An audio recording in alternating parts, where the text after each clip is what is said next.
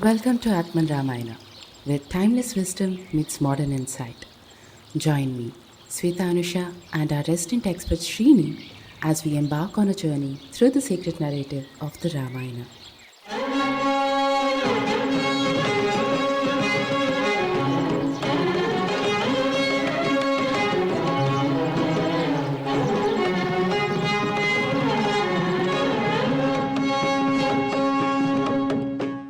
So, how do you think Rama has developed such high standards of moral compass?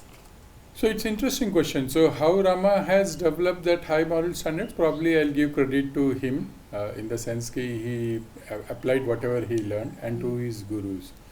And interestingly, if you look at the gurus, so Vasishtha, if I may say, taught him the theory because Vasishtha taught everything in the classroom, in the palace. And it is Vishwamitra who comes when he's just in his teens and says, let me take him and show him what the world looks like. And that is when he walks away with him to the jungle and he shows the application of the theory. So one of the initial interactions is when Tadka comes and Rama has to fight Tadka. He fights and then there is a point where they say, now kill her. And Rama is in doubt. He says, how can I kill a lady? And he says, that is not it is. And if you hear those conversations are around dharma. So Vishwamitra tells him about dharma. He says, as the prince warrior, you are supposed to take care of your subjects. And if something is bothering the subjects, irrespective of the fact who it is, it doesn't matter, you have to take action.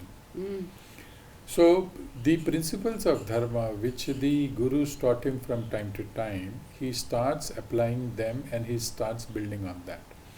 And that is why you will see the ability to stand to dharma is high. The second thing I think is very important is the way he conducts himself or the way he is. So the same principles were taught to, say, for example, Lakshmana and Bharat also. But when it comes to the understanding and application, I think Rama personifies that because he is far more sensitive and aware vis-a-vis anybody else. And that is why probably in modern day management we say, as much as leaders are made, leaders are born also. So some of us are genetically trained to acquire some of these skills and apply much faster vis-a-vis others. And that is what it is. So I think these two things is a very classic case. Even in B schools we teach, I also teach in B schools. And then there is this whole thing is who are your first practicing managers and how do they help you to implement some of these learnings. So as much as we have good Vasisht, if you don't have good Vishwamitras as gurus, some of our basic compass may vary. So we need good gurus around, as well as one needs to be aware and sensitive to what is happening. Okay. So we also have this common discussion around leadership styles.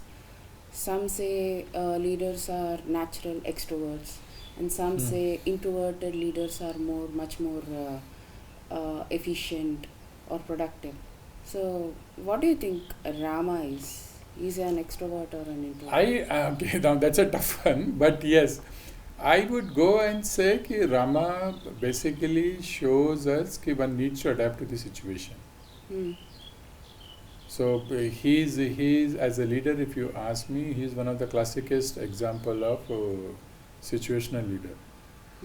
His ability to take everybody along with them, his ability to build alliances, his ability to accept Vibhishan as part of his team.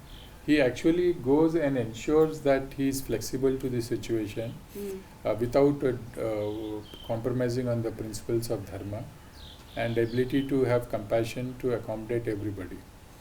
So nowhere you will see a discretion by Rama because of some form of say it's an animal or some form of a human or some form of a Rakshasa.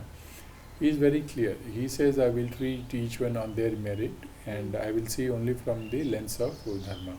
Mm. And if dharma says they are right, I will accommodate. If dharma says they are wrong, I will not accommodate. Mm.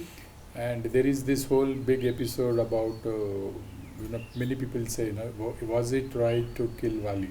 Mm. Mm. So they say he killed it from behind a tree. Correct. And Wali himself says that when he's dying, Mm. you didn't follow the right principles. Yes. And Rama again goes and clearly articulates that, saying the two answers which he gives very interesting. He says, I followed the law of jungle, Mm. and because you were following the principles of jungle, law of jungle, and I did the same to you. So we cannot, so it has to be an apple to apple comparison. Two things like, so that is where it clearly articulates. He always treated people on their merit. He ensured that we don't compromise on dharma, and he his has always ability been a was to situational put leader. accordingly.